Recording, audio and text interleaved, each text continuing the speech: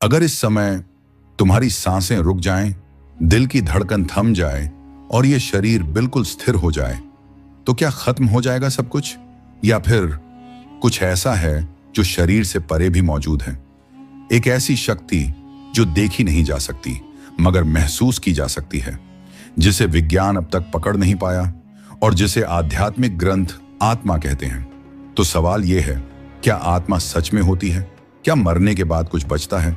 और अगर आत्मा है तो हम हैं कौन? सन 1987 उत्तर प्रदेश के एक छोटे से गांव में एक 7 साल की बच्ची अचानक अपने माता पिता से कहती है, मैं इस घर की नहीं हूं, मेरा असली घर तो आगरा में है और मेरी मौत एक कार एक्सीडेंट में हुई थी। शुरुआत में सभी ने इसे बच्चों की कल्पना समझा, लेकिन जब उस बच्ची ने अपने पिछले जन्म के घर, गली और परिवार का सही सही वर्णन किया तो सबके पैरों तले जमीन खिसक गई। टीवी चैनल्स पहुंचे, रिसर्चर्स आए और वो बच्ची आज भी इस देश की सबसे चौंकाने वाली पुनर्जन्म की कहानियों में शामिल है। क्या वो आत्मा थी जो एक शरीर छोड़कर दूसरे शरीर में आ गई थी? आत्मा का विचार हजारों सालों से मौजूद है, लेकिन आज का इंसान तर्क चाहता है, सबूत चाहता है। 1907 में एक अमेरिकी डॉक्टर डंकन मैकडॉगल ने दावा किया था कि इंसान की मृत्यु के समय शरीर का वजन लगभग 21 ग्राम कम हो जाता है। उसने कहा, शायद यही आत्मा का वजन है। बेशक इस प्रयोग को वैज्ञानिक रूप से आलोचना भी मिली, लेकिन एक सवाल अब भी जिंदा है। अगर आत्मा नहीं होती तो फिर मृत्यु के बाद वह ऊर्जा कहां जाती है जो इस शरीर को चला रही थी? भगवद गीता में श्री कृष्ण अर्जुन से कहते हैं, न जायते म्रियते व कदाचित। आत्मा न जन्म लेती है न मरती है, वह नष्ट नहीं होती, वह तो बस शरीर बदलती है, जैसे हम पुराने कपड़े उतारकर नए पहनते हैं। हिंदू, बौद्ध, जैन, इस्लाम और ईसाई हर परंपरा में आत्मा का जिक्र है, लेकिन इन सब के बीच एक सवाल अब भी गूंजता है, क्या आत्मा को अनुभव किया जा सकता है? अब हम इस रहस्य की परतें खोलते हैं। तैयार हो जाइए, क्योंकि अब हम प्रवेश करने जा रहे हैं आत्मा के रहस्य की उस सुरंग में, जहां से लौटने पर आप पहले जैसे नहीं रहेंगे। पर आगे बढ़ने से पहले, अगर आपने अभी तक हमारे चैनल को सब्सक्राइब नहीं किया है तो अभी सब्सक्राइब कर लीजिए, ताकि हमारी हर अगली रहस्यमयी और ज्ञानवर्धक वीडियो सबसे पहले आप तक पहुंचे। क्या आत्मा को सिर्फ आस्था की दुनिया में ढूंढा जा सकता है, या फिर विज्ञान भी इस अदृश्य रहस्य के करीब पहुंच चुका है? क्या आत्मा का वजन 21 ग्राम है? 1907 मैसाचुसेट्स का एक अस्पताल, डॉक्टर डंकन मैकडॉगल एक ऐसा प्रयोग कर रहे थे जिसे आज भी पूरी दुनिया रहस्य की तरह देखती है। उन्होंने कुछ मरणासन्न रोगियों को विशेष कांटे वाली पलंगों पर रखा। मौत के कुछ ही क्षण बाद उन्होंने पाया, हर बार शरीर का वजन लगभग 21 ग्राम कम हो गया।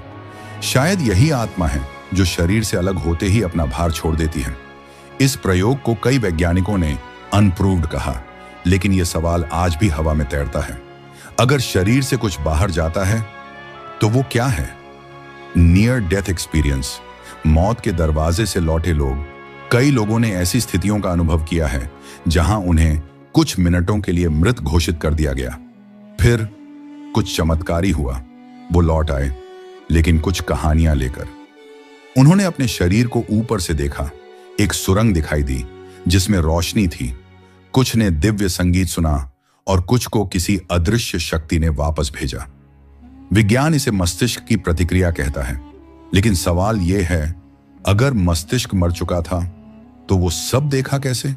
अध्यात्म क्या कहता है आत्मा के बारे में? उपनिषद कहते हैं, अयम आत्मा ब्रह्म, यह आत्मा ही ब्रह्म है। बुद्ध ने आत्मा को ऊर्जा का रूप माना जो जन्म जन्मांतर में बदलती रहती है। जैन धर्म में आत्मा को स्वतंत्र, शुद्ध और चैतन्य कहा गया है। ईसाई धर्म में आत्मा को ईश्वर से जोड़ा गया, जो न्याय और मोक्ष के बाद स्वर्ग या नरक जाती है। इन सभी में एक बात समान है, आत्मा शरीर से परे है और अमर है। अब आप सोच रहे होंगे, विज्ञान और आत्मा, वो कैसे? क्वांटम फिजिसिस्ट एर्विन श्रोडिंगर ने कहा था, सचेतना एक ही शरीर में सीमित नहीं है, it is a universal field. कुछ वैज्ञानिक मानते हैं कि चेतना यानी कॉन्शियसनेस सिर्फ मस्तिष्क की प्रक्रिया नहीं है, बल्कि ब्रह्मांडीय स्तर पर एक ऊर्जा है। यानी शायद आत्मा एक क्वांटम ऊर्जा है जो शरीर के जरिए अपना अनुभव करती है। तो क्या आत्मा को साबित किया जा सकता है? अब तक आत्मा को देखा नहीं जा सका है, लेकिन क्या सिर्फ देखा जाना ही अस्तित्व का प्रमाण है? हवा नहीं दिखती मगर महसूस होती है, प्यार नहीं दिखता मगर छूता है, तो आत्मा क्यों नहीं हो सकती? क्या कभी आपके साथ ऐसा हुआ है कि आपने कोई जगह पहली बार देखी हो, फिर भी वो जानी पहचानी लगे? या कोई अजनबी मिल जाए और दिल कहे हम पहले भी मिल चुके हैं? क्या ये महज संयोग है या आत्मा की कोई दबी हुई याद, पिछले जन्म से आई हुई? पुनर्जन्म सिर्फ एक कल्पना या कुछ और? पुनर्जन्म का विचार भारत में हजारों साल पुराना है। भगवत गीता में श्री कृष्ण कहते हैं, वासांसि जीर्णानि यथा विहाय नवाणि गृह्णाति नरोपराणि। जैसे मनुष्य पुराने वस्त्र त्याग कर नए धारण करता है, वैसे ही आत्मा पुराने शरीर को छोड़कर नए शरीर में प्रवेश करती है। लेकिन क्या यह सिर्फ धार्मिक विश्वास है या इसके पीछे कुछ ठोस प्रमाण भी हैं? एक बच्चा जो अपने पिछले जन्म को याद करता है। 1958 राजस्थान के एक छोटे से गांव में एक 5 साल का बच्चा अचानक अपनी मां से कहता है, मां, मेरी असली मां जयपुर में रहती है। मेरा नाम श्याम था। मेरी एक दुकान थी और मुझे किसी ने गोली मार दी थी। शुरू में सबने हंसी उड़ाई, लेकिन जब उस बच्चे ने जयपुर के एक गली का नाम बताया, दुकान का स्थान और मरने के दिन का वर्णन, तो परिवार जयपुर गया और वहां मौजूद थी वही दुकान, वही गली और वही परिवार जो उस बच्चे की बातों से मेल खा रहे थे। उस दुकान के मालिक की वास्तव में गोली मारकर हत्या हुई थी और उसका नाम भी श्याम ही था। डॉ इयान स्टीवेंसन, जिसने पुनर्जन्म को शोध बना दिया। यूनिवर्सिटी ऑफ वर्जीनिया के मनोचिकित्सक डॉ इयान स्टीवेंसन ने अपना पूरा जीवन उन बच्चों की केस स्टडीज में लगाया जो पिछले जन्म की यादें बताते थे।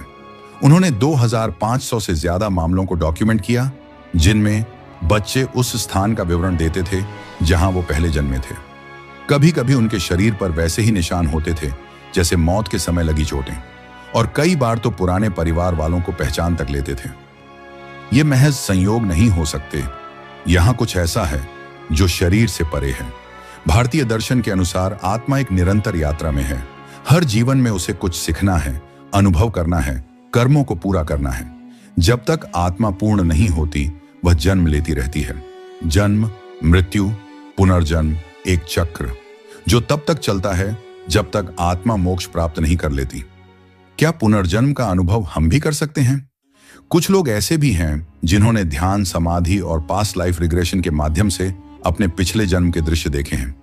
पास्ट लाइफ रिग्रेशन एक साइकोलॉजिकल तकनीक है जिसमें व्यक्ति ट्रांस में जाकर अपने बीते जन्मों की स्मृतियों तक पहुंच सकता है। कुछ लोगों ने देखा कि वे कभी सैनिक थे, कभी किसान, कभी विदेशी सभ्यताओं में रहते थे। क्या ये मन का भ्रम है या आत्मा की गहराइयों से उठती सच्चाई? अगर आत्मा लौटती है तो हम कौन हैं?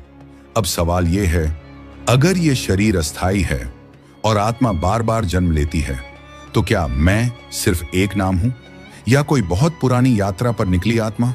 क्या आज का तुम उस आत्मा का एक नया अध्याय है?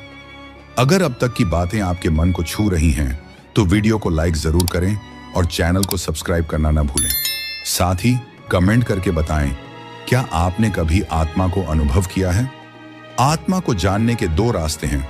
एक, बाहर से खोजो, विज्ञान, तर्क, पुनर्जन्म की कहानियां, और दूसरा, भीतर जाओ, वहां जहां कोई आवाज नहीं, कोई विचार नहीं, सिर्फ मौन है।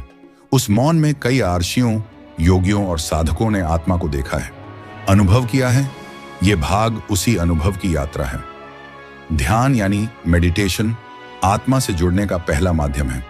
प्राचीन भारत के योगियों ने बताया, जब मन स्थिर हो जाता है, विचार रुक जाते हैं और शरीर भी चुप हो जाता है, तो एक तीसरी चीज जागती है। एक साक्षी जो सब देख रहा है मगर कुछ नहीं कहता। वही साक्षी आत्मा है। समाधि ध्यान की चरम अवस्था जहां साधक का अहंकार समाप्त हो जाता है। मैं कौन हूं? इस सवाल का उत्तर अनुभव में आता है।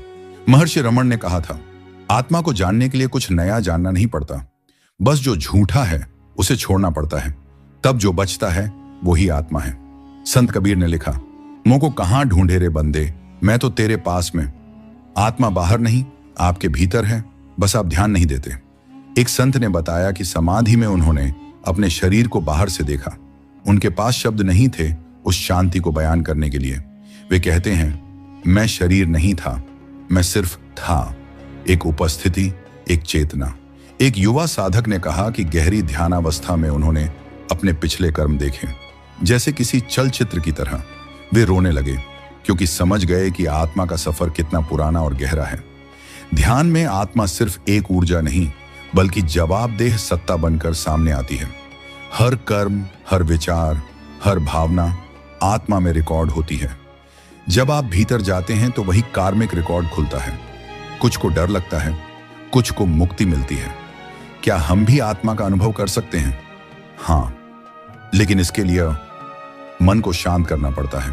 लोभ, भय, द्वेष, इनसे मुक्त होना पड़ता है और खुद से एक सीधा सवाल पूछना पड़ता है, मैं कौन हूं? अगर शरीर नहीं तो फिर क्या? ध्यान, प्राणायाम, मौन, ये आत्मा के दरवाजे तक पहुंचाने वाले उपकरण हैं। और जो वहां पहुंचता है उसके लिए मृत्यु डर नहीं, सिर्फ एक बदलाव है। मृत्यु के बाद जीवन है, जन्म के बाद मृत्यु है, और आत्मा इन दोनों के बीच एक पुल की तरह है। पर क्या यह चक्र अनंत है या कहीं कोई मुकाम है जहां आत्मा को विश्राम मिलता है? मोक्ष, संसर, जन्म और मृत्यु का चक्र। हिंदू दर्शन कहता है कि आत्मा जन्म के बाद मृत्यु और फिर पुनर्जन्म के चक्र में बंधी रहती है। इसे कहते हैं संसर। हर जीवन में आत्मा कुछ सीखती है, कुछ कर्म करती है, अच्छे या बुरे, और उन्हीं के अनुसार अगला जन्म तय होता है। लेकिन एक सवाल हमेशा उठता है, अगर आत्मा शुद्ध है तो उसे जन्म क्यों लेना पड़ता है? उत्तर है कर्मों का बोझ। जब तक कर्म अधूरे हैं, आत्मा फिर लौटती है। जैसे कोई छात्र बार बार परीक्षा में फेल हो रहा हो, जब तक पास नहीं होगा क्लास नहीं छोड़ेगा। मोक्ष आत्मा की अंतिम मुक्ति। मोक्ष का मतलब है आत्मा का संसार के चक्र से मुक्त हो जाना। कोई पुनर्जन्म नहीं, कोई बंधन नहीं, कोई दुख, मोह, भय नहीं, केवल शुद्ध चेतना, शांत, स्वतंत्र, पूर्ण। उपनिषद कहते हैं, मोक्ष न कहीं जाना है, न कुछ पाना है, बस यह जानना है कि मैं कभी बंधा ही नहीं था। भारतीय दर्शन में 4 प्रमुख मार्ग बताए गए हैं जिनसे आत्मा मोक्ष की ओर बढ़ सकती है। ज्ञान योग, मैं कौन हूं, इस सवाल का उत्तर खोजो। भक्ति योग, ईश्वर में पूर्ण समर्पण, प्रेम में विलीन हो जाना। कर्म योग, बिना फल की इच्छा के सेवा और कार्य। राज्य योग, ध्यान और समाधि के द्वारा आत्मा को अनुभव करना। हर मार्ग का उद्देश्य एक ही है, आत्मा को उसकी असली पहचान दिलाना। गौतम बुद्ध ने मोक्ष को निर्वाण कहा, जहां कोई लालसा नहीं बचती। शंकराचार्य ने कहा, ब्रह्म सत्य है, जगत मिथ्या। महावीर ने कहा, आत्मा ही परमात्मा है। इन महापुरुषों ने आत्मा को जाना, फिर संसार में रहे, मगर संसार उन्हें छू न सका। क्या हम मोक्ष पा सकते हैं? हाँ, हर आत्मा के भीतर वो दिव्यता है जो मोक्ष प्राप्त कर सकती है, लेकिन इसके लिए अहंकार छोड़ना पड़ता है, मोह और भय को पीछे छोड़ना पड़ता है, और एक लंबी, शांत, धैर्यपूर्ण साधना करनी पड़ती है। मोक्ष कोई स्थान नहीं, एक स्थिति है जहां आत्मा जान जाती है, मैं बस हूं। अब जब आप इस यात्रा के अंत तक पहुंच चुके हैं, एक प्रश्न आपको भीतर से पुकारेगा, क्या मैं सिर्फ शरीर हूं या मैं भी वही चेतना हूं जो जन्मों जन्मों से चल रही है? अगर उत्तर खोजने का साहस है तो समझ लीजिए, आत्मा ने आपको जगा दिया है। आत्मा अमर है, आत्मा शुद्ध है, आत्मा चैतन्य है, और जब वो जान लेती है कि वो कौन है, तब वो मुक्त हो जाती है। यही मोक्ष है। अगर आपको ये वीडियो पसंद आई हो तो इसे लाइक करें, उन दोस्तों के साथ शेयर करें जो आत्मा और चेतना के रहस्यों में रुचि रखते हैं, और कमेंट में हमें जरूर बताएं कि आपके मन में इस विषय को लेकर क्या विचार हैं। और हाँ, ऐसे ही अद्भुत ज्ञान की यात्राओं के लिए चैनल को सब्सक्राइब करना बिल्कुल ना भूलें, ताकि अगली वीडियो सीधे आपके पास पहुंचे। हर हर महादेव, जय शिव शंकर।